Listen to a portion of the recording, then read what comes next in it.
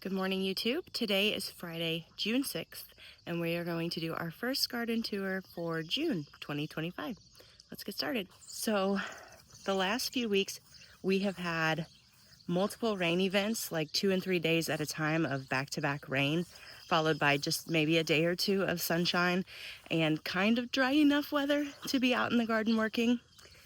And I have been busting my tail to try and get this garden into shape.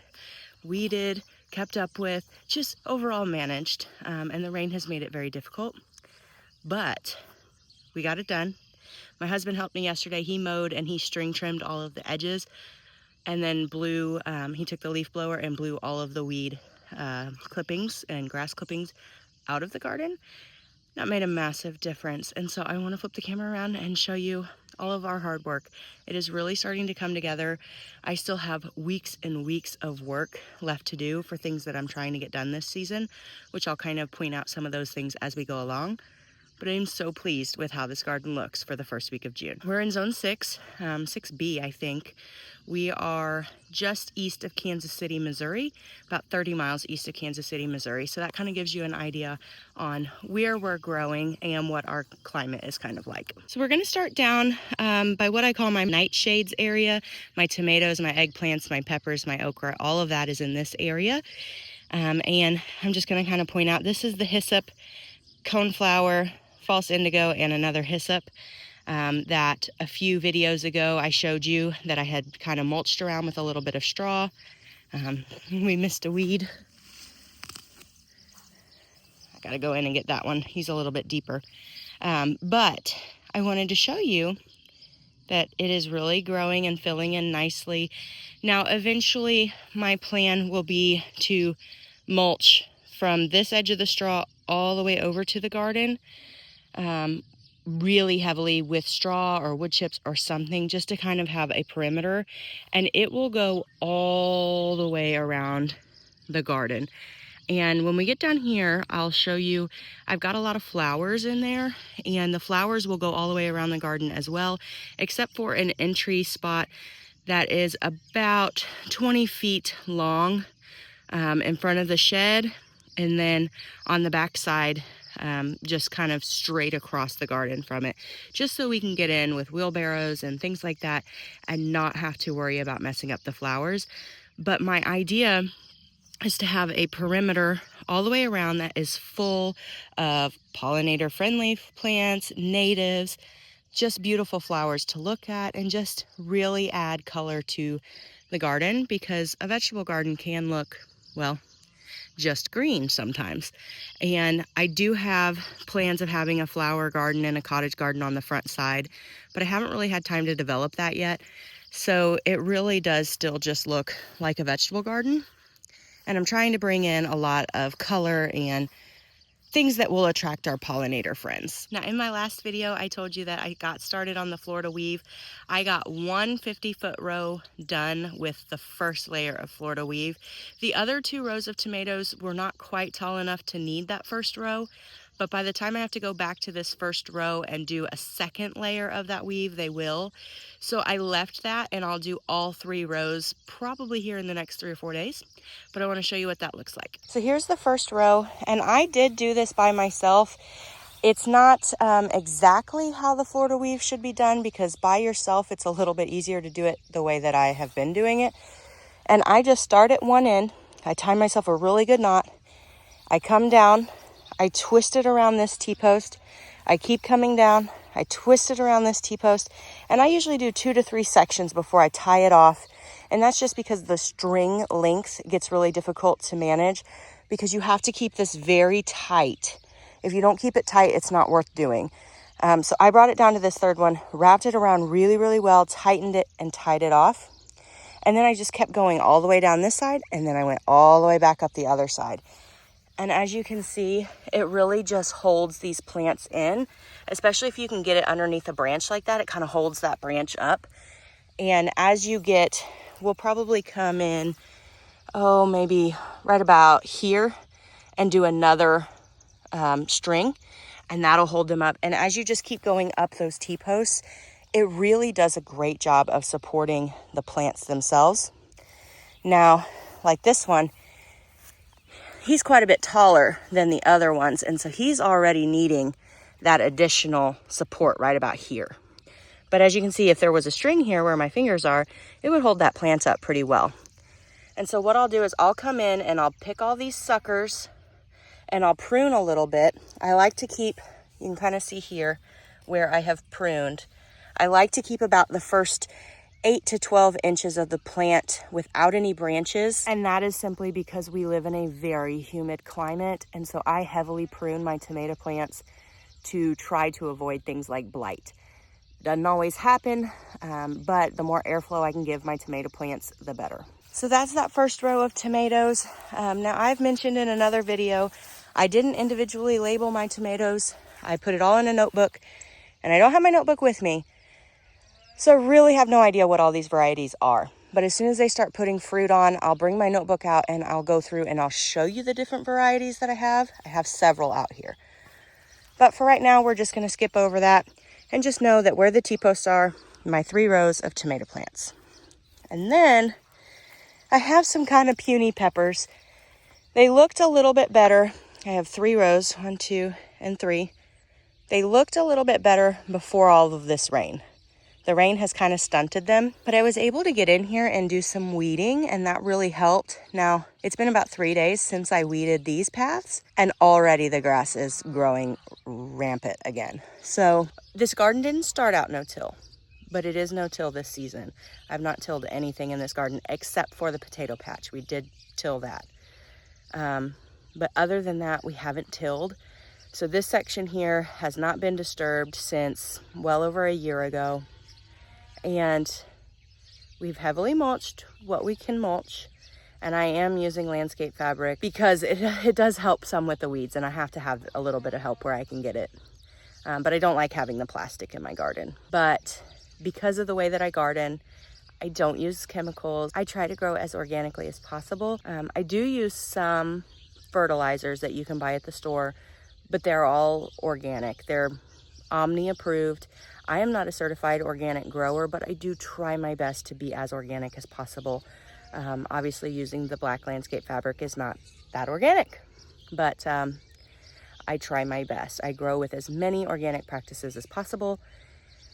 And so with that, I just fight the weeds, and they're probably worse this year because I didn't manage this garden well last year. Again, I was pregnant and sick, and so it just didn't happen. And so now I'm going to be fighting these weeds because I let all that grass grow up and go to seed, and all the weeds go to seed. And so I'm going to be fighting that for a few years, and that's just part of it. But it looks a lot better. And as these peppers and tomatoes and eggplants and okra and everything start to grow up a little bit more, it'll really help with weed suppression because they'll kind of shade everything out and smother the weeds a little bit. But right now, while everything is still fairly young, I'm just gonna have to try my best to keep up with it. So after the tomatoes is 3 rows of peppers, and I have them all written in my notebook as well as far as the varieties. So as I start putting on fruit, I'll be sure to bring you along for that. Now, this row here was mostly left empty. I put a few kohlrabi, and you can kind of see them there. But otherwise it was mostly empty. And I went back to the nursery and I bought 6 eggplants, just because my eggplant that I started from seed really didn't do well. And so I've got 6 eggplants right here at the beginning of this row. I've got 3 black beauties and 3 ping tong. So we'll watch those grow up. I love eggplant. I love it air fried mostly, or even oven roasted, but I try not to heat my house up much, so I do the air fryer a lot. And then here we've got some okra that I direct seeded a few weeks ago, and it is starting to grow quite nicely. I'll have to come through and thin some of this. I didn't know how well my seed was going to work because it was saved seed and I didn't store it in the best of conditions, so I overseeded, just hoping that I'd have enough, and I did. So I will have to come through and thin some of this, but it's looking pretty good. And I had a few, all of what you see here, the really tall stuff, those are sunflowers, and those have been, those volunteered from last year. And so I just left them because a few sunflowers here and there that are ahead of the game does not upset me one single bit. And so you can see my husband really helped me by weeding. He did the string trimmer through all of that. Now, I do have some perennial things in here and things I had planted already.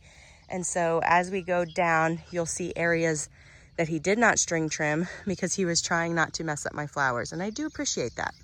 So I will have to go in and hand weed just those few sections. And that shouldn't take me any time at all. That really helped me out with him being able to string trim. But while we're down here, I'm going to skip over finishing the vegetable garden, and I'm going to kind of do a quick overview of the cut flowers. Just because I don't have a lot this year for cut flowers because I've kind of changed my mind. So I say I've kind of changed my mind on the cut flowers. What I originally intended, this is where the 50-foot tomato row ends. And there's 25 foot from me to the front, the north edge of my garden, where the black landscape fabric for the flowers stops. My original intention was for that 25 foot long by 100 foot east to west. That was going to be cut flowers. And I was going to grow in the traditional sense that cut flowers grow in straight rows, and I was going to sell bouquets. And I had thought about maybe doing some U-pick events, but mostly I was going to be selling bouquets. I've since decided I don't want to do that. I love growing the flowers, and I love sharing bouquets. So I probably still will sell some bouquets in my farm store, but I hate the way it looks in straight rows. And I hate putting all that effort in to grow the flowers and not see them blooming in my field or in my garden. Because most flower farmers pick the flowers before they're at peak so that the customer can enjoy them. And that makes perfect sense, and that's all great. I knew that going into it. I just didn't know how much I wasn't going to enjoy that. So let me turn the camera around, and I'm going to try to get you to envision what I'm seeing in my head. Okay, so this little section here has my blackberries, my raspberries, and my gooseberries, and that will eventually get moved somewhere else on the property. We just haven't really nailed down where we want our berry patch to be. So that's just going to stay here for the time being, and I'll deal with it later. But as I was mentioning, on the north edge of the tomato rows, these T-posts are the very end of those tomato rows. They go down towards the south like that. So from here, 25 feet to the north, this way is north, is what I have currently slotted for my flowers. And as I mentioned, I was growing in straight rows, like a traditional flower farmer would. This was last year, or this was the plan for last year. And this spring, as I was trying to get in here, I just really had no motivation to come into the flower portion of the garden. I have focused all my energy in the vegetables, and I've been enjoying that, but I just really didn't even want to come down to the flower part because it just wasn't what I wanted to do. And so I started thinking along the lines of, well, what do I want to do to change this? So this entire area is going to get turned into kind of a cottage garden, and over where that lilac bush is there's peony bushes right back here, and then a lilac bush, and there's quite a bit of space in between those. I am going to be doing some herb gardening and tea gardening in that section, and then on this other part between the lilac bush and the peach tree, in the middle, I'm going to put my seed starting greenhouse. It's going to kind of directly line up with the tunnel. The tunnel is going to get extended all the way to the garden shed. So it's going to be kind of one straight line all the way down the middle of the garden. And my seed starting greenhouse is going to be there. So the high tunnel that we have, we've started taking this building down back here, and it's going to go right over there, hopefully this fall. And then the seed starting greenhouse will be over here. So the high tunnel will be used for growing more vegetables and some flowers like ranunculus and things like that. But the seed starting greenhouse is specifically what it says, a seed starting greenhouse. And so that'll go there, and all of this area will be more landscape style instead of flower farm style, because I just prefer that. Nothing wrong with flower farming. I have several friends that are flower farmers and they do a great job. That's just not me. That's not my style, and that's not what I want to do. So I'm not going to try and force it. I'm going to continue to grow the flowers that I love to grow, but I'm going to do it in a way that I love to do it. So this is all going to get revamped, and that's part of why this was left grass and we didn't just continue to put in a bunch of flowers. I have started, as you'll see as we go along the rest of the tour, I put a bunch of flowers around my shed. I've done more landscaping style this year instead of in these rows. So it does look a little barren, but we've got some sunflowers. There's some cosmos right there. I plopped in a few dahlias, and then we have yarrow, but that's really about it. Oh, we do have a few glads. There's a row of glads there. But otherwise, that's about it that's down here, and that's probably about all I'm going to put in down here. Oh yeah, we do have some zinnias here. Not some zinnias. We have a lot of zinnias down in here. So that's really about all I'm going to put in this section for this year. I'm going to focus my energy on the vegetable garden and working on that perimeter and trying to get it going. When I do my winter sowing this winter for the 2026 season, I'm going to be starting so many natives and so many perennials, and like yarrow and coneflower and false indigo and things like that, to fill in that border and to fill in this cottage garden. I've got a spot where I can dig up some natural stones on one of our other farms, and I'll need my husband's help for that because we'll have to take the backhoe down there and fill the bucket, and maybe even the grain truck, and fill the back of the truck with these rocks because they are massive. But I'm going to try and use things that are native on our farms to do the stone pathways and to kind of outline some of the beds and things like that to try and keep my cost down. And also I think it's beautiful that way. So that'll be a project for next year. So I probably in future garden tours won't really focus on the flower part because it just is not my focus this year. But I did want to show you kind of what it looked like at the beginning, and we'll do maybe a few touch bases throughout the year just to show you kind of how it's growing. But I'm not putting a lot of effort down here. I'm mostly focusing on that perimeter and the vegetable garden. So let's get back to the vegetable garden. So this is my arched trellis, and you can tell my husband weeded it, and he did a very good job. But sometimes weed eating does make it look a little bit messy, just because there's grass clippings everywhere. And actually the grass is probably from mowing, but that's perfectly fine. You can still tell I've got quite a bit of peas. This section of peas did not do well for some reason, and I'm not sure why. There was one lone pea left, but it was looking like it was diseased, and so I yanked it out so that it didn't affect the other peas. But I have harvested these peas multiple times, and as you can tell, they still have quite a few peas on them. I actually just harvested these the day before yesterday, and there's already that many more. And so I've got peas growing, obviously, but then we've got, I forget if this is the birdhouse gourd or the loofah. On one side of this section is a birdhouse gourd, and on the other side is a loofah. I'm not sure which side is which, but that would be what you're looking at there. And then this was Kajari melon. I just have 1 and 2 and 3 little seedlings here, and hopefully they don't look the greatest, so hopefully they will do okay. There's 3 of them there, and then I think there's 2 or 3 on the other side as well. And then we have our Marketmore slicers and our Armenian long slicers on this section, and as you can see down there, they're really starting to grow and do well, so they'll be climbing the trellis here soon. And then we have a few picklers, and the picklers are a little bit behind, but that's okay. We've got several picklers here and on that other side as well. If you followed me for very long, you know that last year we grew all of our pumpkins and our winter squashes in the pasture garden, and that was my intention for this year. However, I have a lot going on, and with 2 kids, it's a lot more difficult to manage the garden, and we haven't been able to put the gate in that fence. That's really the thing that's kind of holding me back, is the fact that there's no gate there. If there was a gate, I could put Maggie's pack and play set up right here on this side. I don't want her in the pasture is the thing, because I don't want snakes and all that, all the bugs that are in the pasture, but especially ticks. But I could put her on this side in the grass by the garden, and I could go back and forth through that gate very easily. As it is right now, I'd either have to climb the barbed wire fence to get back to her to help her with whatever she needs, or to make sure she's comfortable or feed her or whatever, or I'd have to go all the way around the property, and I can't do that. I can't leave her alone that long for me to walk all the way around to get back to her. So I'm not growing in the pasture yet. I do plan on throwing in some pumpkins and some cushaw squash out there, because other than watering them, which I can do from this side of the fence, I don't have to mess with them. I won't have to really do anything with them.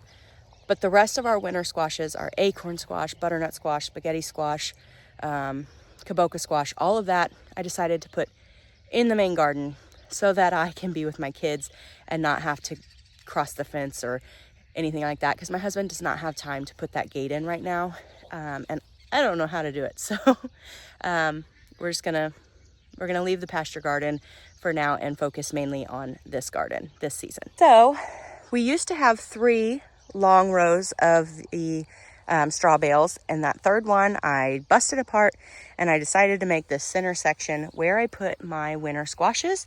And of course there's a bunch of grass clippings all over it now, so it's kind of hard to tell, but let me zoom in here. I've got some germinating here, and again, there's several varieties, and I did not, let me try and get back to some that are growing. There's one. I did not put individual labels. I just wrote it all in my notebook. So as they are growing and as we get to harvest them, I will walk you through what the different varieties are. And then this is actually a last minute project that I did yesterday up here by my garden shed. These are the stones that I'm talking about that we can dig up from our farm. They look very much like this. Some of them are a lot smaller than that, but those are the stones we'll be digging up and bringing over to the garden. Anyways, back to the project I worked on yesterday. This little section here has sunflowers along the back, zinnias, cosmos, and poppies and marigolds in the front. And then I came over here to this side, and in this old chicken feed trough is zinnias.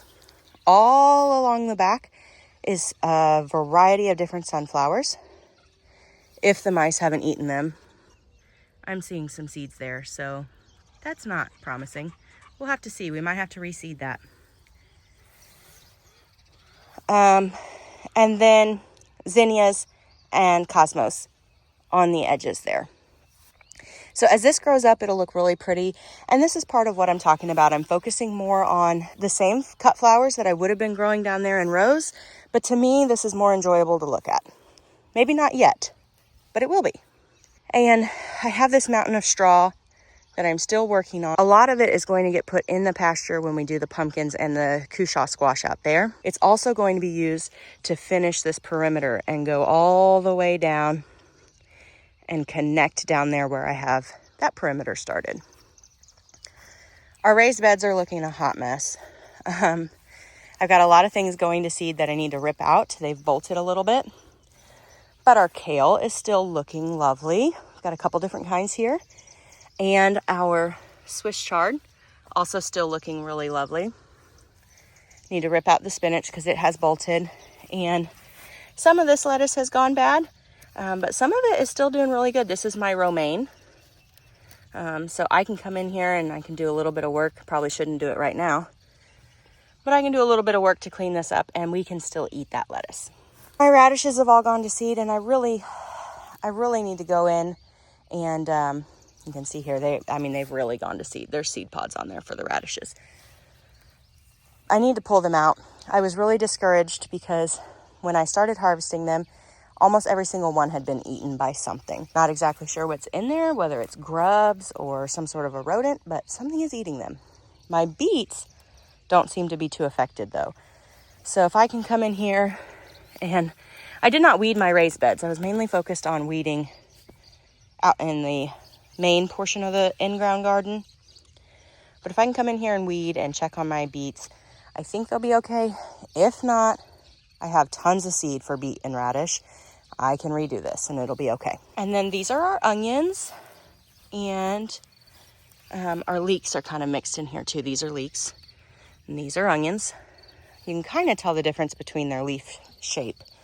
But they're looking really, really well. I've fed them once already. Onions are a heavy feeder, so I'll keep an eye on that and continue to feed them throughout the season. Our carrot bed is looking pretty good. It's got a few weeds mixed in, but carrots are growing, so that's good. Garlic is doing really well. I was a little worried about it because we did have that late frost, and you can kind of tell that by the tips, but it's doing well. Actually missed a elephant garden garlic scape. when I was out here the other day, so I'll have to pull that off. I pulled these off already. But that's my elephant garlic. And then a hardneck red chestnut, I believe. I'm pretty pleased with how that's doing, especially given the fact that we've had a lot of wet weather and garlic doesn't really prefer that, but it's doing okay. All right, so we got the raised beds talked about. So this is the middle of, remember we used to have 3, and this one was the 3rd row. This was the 2nd, and this is the 1st row of straw. I don't have anything planted in here, and I don't know that I'm going to need anything planted in there. So I'm gonna leave this straw in case I need it throughout the season. It's just gonna stay right there. We can mow between, our mower fits between those, and so I'm just gonna leave it. So as I was rethinking the flower portion down there, I started to rethink this section because I've always wanted to have tables in the garden, a place I can cook in the garden, a place we can eat, a place we can just sit and enjoy a coffee or a tea, your beverage of choice, and just relax and be in the garden and enjoy all of this hard work that I do. And so it dawned on me that I've got this big empty spot here that I don't necessarily need for growing.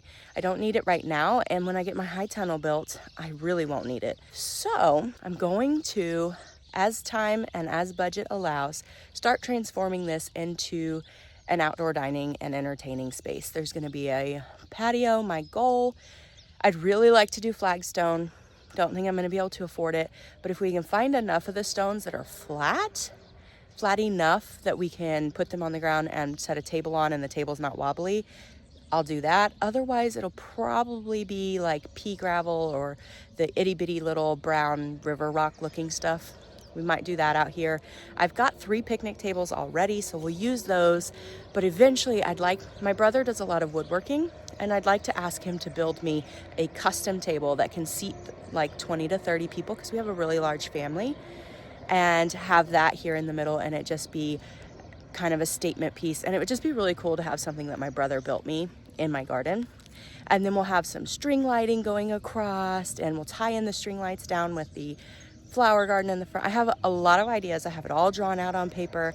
And as budget and time allows, I'm gonna just start chipping away and working towards that. So that's kind of the vision for this section, which is part of why I'm leaving it empty. And I'll take you down this first row of straw here.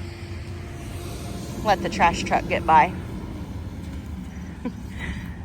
Okay, I'll take you down this first row of straw here. I've got some cinnamon basil and some Genovese basil.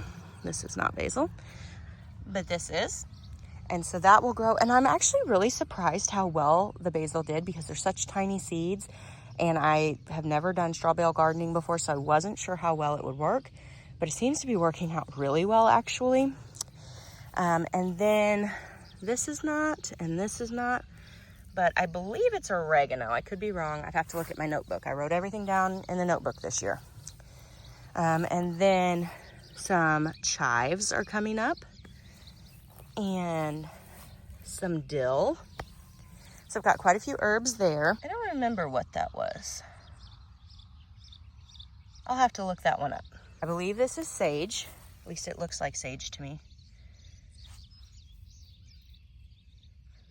Smells like sage. And then some kohlrabi and some kohlrabi, which normally I only do kohlrabi in the fall, so I don't know how well this will do here, but we're trying it. Oh, and my poor dragon tongue beans, they look a little haphazard after that rain, but they'll be okay. So these are my dragon tongue bush beans, and they're looking pretty good. And all of this is just straw between the landscape fabric and the straw bales, just to cover the grass so we didn't have to mow in that section, because that final row there is all melons. And as you can see, I haven't finished weeding in that section, but there are quite a few melons coming up. And my hope is that I'm able to train them to trail this way so that they don't trail into my squash and my green beans. We'll see how effective that is. But that's why we laid the straw down, is to give them something to lay on and not have to mow and try and keep up with the grass underneath of them. Okay, so now I'll bring you down to the perimeter. And you can kind of tell, so from right about there to here and all the way down this first section, I started really trying to work on this perimeter. And it's finally starting to bloom and look like something other than just straw with a few little seedlings in it. So I have Tithonia right there. And that should grow up to be about a big 4-foot by 3-foot bush of zinnia-looking flowers. It's actually a Mexican sunflower, but that will fill out really nicely there. I've got some tick seed here. I've got a daylily there, some yarrow, another yarrow. There's some coneflower, some calendula. These are some bachelor's button. I have some mullein. I bought a little rose at the greenhouse when I was there, and so that will end up bushing out and look really pretty. Looks a little bit rough because of the rain, but if you look at this new bloom, look how pretty that's going to be. There's some kind of yellow and coral colors in there, so I think that's going to be really pretty in here. And then I've got just a bunch of, you see where I have everything in here, just a bunch of different stuff. Calendula, yarrow, I have some marigolds, I have some hollyhocks. And my hope is just that this is just really full of beautiful blooms. I even threw in a geranium. I love geraniums. It is an annual, but I probably will fill in with some annuals every year just because I love them and I think they're beautiful. Geranium is one of my favorites. So I put that there. My lupines. I say lupine or lupine. I'm not exactly sure how you pronounce it, but they are starting to bloom. And I believe that is my mahogany splendor hibiscus. It's starting to do pretty well. This is Highlander grass, and it'll get a lot taller. But I plan on using it as filler in my bouquets. And so it looks really pretty there. And let's see, what else do I have? This is some coleus. I believe that's some calendula. I'm not really sure what that is. Let me go over closer. I'm forgetting everything that I put in here. And this might have been a new variety to me, so I'm not really sure what that is, but I think it'll be pretty. And I've got some coleus there. And then as we go around, or maybe this is my mahogany splendor hibiscus. I'm not sure what that other one is. It's got kind of a red leaf on it. I'm gonna have to watch that one. I think this is the mahogany splendor hibiscus. If you know, drop me a comment. But I think this is the mahogany splendor hibiscus. I've never grown it before either. But my hope, I started right here, and I've only made it down there to the daylily and tick seed area. In order for this to go all the way around the garden, I've got a lot of work to do. But that's okay, I've got time. This is our forever home, and so just year by year, I will turn this into the garden of my dreams. So let's talk about this last little section here. My potatoes are here. I've hilled them again, which is just adding more straw. I don't know if that's necessary. Some years I hill them, some years I don't. So this year I just decided I wanted to. And again, some volunteer garlic from last year that I guess we missed. Potatoes are looking really healthy, so I'm happy about that. I gotta watch where I'm stepping because I do have some flowers in here. But these are my beans. These are a Roma 2 bush bean. So I've got several of those going down here. This row was the row that I was like, well, maybe I'll try cabbage. I've never had good luck with cabbage in the spring. I always do it in the fall. But I have a few Napa cabbages, and I thought they might do okay. But as you're seeing here, they are trying to bolt on me. So I don't know that they'll end up doing anything. And if they don't, I'll rip them out. The rest of this row is just weeds. I haven't put anything else in there. I don't know if I will. I don't know if I'll need to. So it might be something that I just wait until fall, and I can either do another succession of green beans, or I can try and do my cabbages here in the fall.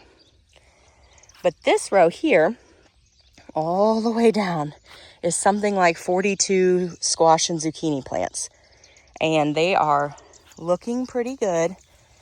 Now, we did fall victim to a little bit of spray drift. We are surrounded by row crops. My husband and his father, they do row crop farm. And while they are working to be more organic, they do still spray, just because that's the system they're in. And It's very difficult to go cold turkey on the chemicals in the row crop sector. They are working really hard. They're doing cover crop, they're doing pasture rotation, they're doing all of the right things to get to that step, but they are still using a little bit of chemical. And unfortunately, even as careful as my father-in-law and my husband are, it did drift over a little bit. And so that's really unfortunate, but my spray drift damage is nowhere near as bad as my mother-in-law's was. They live just a mile to the south of us, and so they had an extension agent come out and look to confirm, yes, it is spray drift damage, and to see what next steps would be, like, is there anything we can do to make it better? And they said, honestly, the stage that they're at, they're not putting on fruit yet, so we got kind of lucky, and they think everything will snap back out of it. So my damage is very minimal. I have no question that my stuff is going to snap back out of it. I'm a little worried about my mother-in-law's tomatoes and her cucumbers, but I guess we'll just hope for the best. And if her cucumbers don't do well, mine were so little they weren't even affected. Hopefully mine will do really, really well and I can share cucumbers with her. So we'll just have to see how the season progresses, but I'm very fortunate that my damage was very minimal. Okay, this section up here was where I told you in the last garden tour it was left empty. I haven't resown anything. I have just a handful of jugs left from my winter sowing, and there is one cantaloupe in there, so I'll probably plop that in here just to see if it'll grow. But all of these are empty until we go to about right here, and this is where the watermelon starts, and there is several watermelon. It goes all the way down. So my thought is I can try to train them to trail that way onto this nice thick bed of straw that I laid down for them to prevent the grass from coming up. And again, the grass will come up anywhere there's a little bit of light for it to. So there will be some grass, but hopefully once the melons really start growing, it'll smother out that grass. All right, so that is all I've got for you guys for this early June garden tour 2025. I am so excited. The garden is looking so good. I've put in hours and hours and hours of hard work out here, and it is starting to really pay off and look like something other than just the ground. And so I'm really excited to see everything be blooming and growing, and our CSA season starts here in just a few weeks, which is hard to believe. Hopefully everything will be producing. All this rain, as you can see, it's going to rain again today, and it's cloudy. So that has delayed things just a little bit. But if we get a few good days of sun, you're gonna see this garden just start to explode. And I'm really excited for that. So thank you guys so much for hanging out with me this morning and listening to me ramble about my visions for this garden. I will catch you all in the next video, but I've got more work to do, and I'm gonna head inside and have breakfast with my family first. So have a great day. Thank you so much for watching, and be sure to subscribe so you don't miss our next garden tour video.